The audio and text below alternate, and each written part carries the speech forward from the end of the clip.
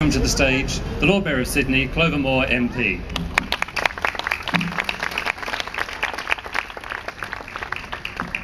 Thank you, Rod, and hello everyone, and welcome.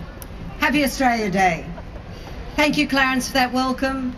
I too would like to acknowledge the Gadigal people of the Eora Nation, the traditional custodians of our land, and pay my respects to their elders, both past and present. I'd like to welcome the Premier, Christina Keneally, the Federal Member for Sydney, Tanya Plibersek, Adrian Bartels, representing Barry O'Farrell, the Leader of the Opposition, Angelos Frantopoulos, John Trevelyan, Councillor Marcel Hoff, our citizens-to-be.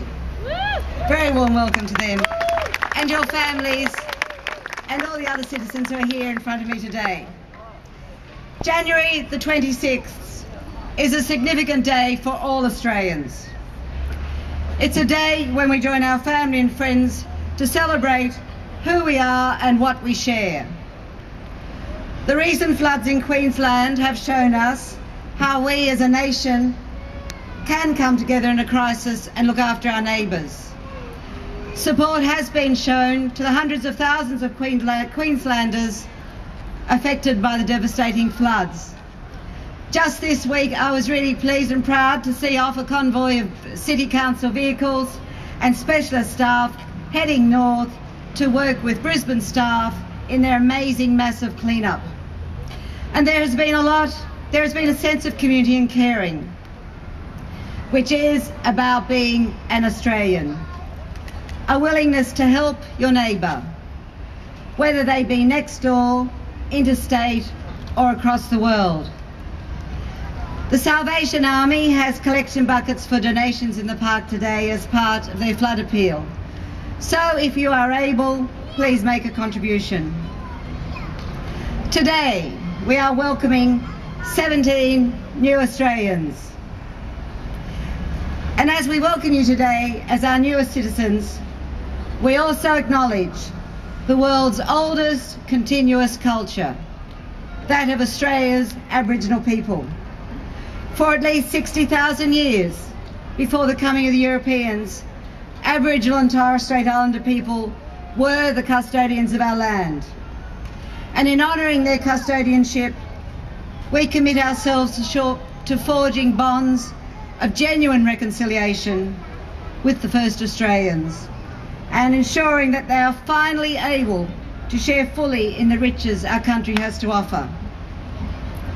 In this era of global warming, our Indigenous cultures can provide a timely lesson about living in harmony and balance with our precious but imperilled natural world. For Indigenous cultures, the earth was not a commodity, but it was a sacred trust to be treasured for future generations. On Australia Day, we also honour all our migrants, whether like the first European Australians who came as convicts in chains, or as refugees, or simply to seek a new and better life in a distant part of the world. Our country has been enriched immeasurably by these generations of brave souls from Europe, from Asia, from Africa and from the Americas. Australia has been called a melting pot, but we don't want our newcomers to submerge their identities so that we're all going to look and sound and think the same. Rather, this is really something to be celebrated, and we hope that you'll bring out your language, your customs and your culture to our country and add a vivid piece to the mosaic that it's Australia in 2011. Each of you have something that's uniquely yours to add to the meaning of being an Australian. We welcome it and we welcome you. We hope that in turn the freedom, the peace, the diversity and the tolerance that we have in Australia will be actively embraced by you. I hope that you'll accept those values of freedom, diversity and tolerance as core values of being an Australian, and that you'll become champions of those values.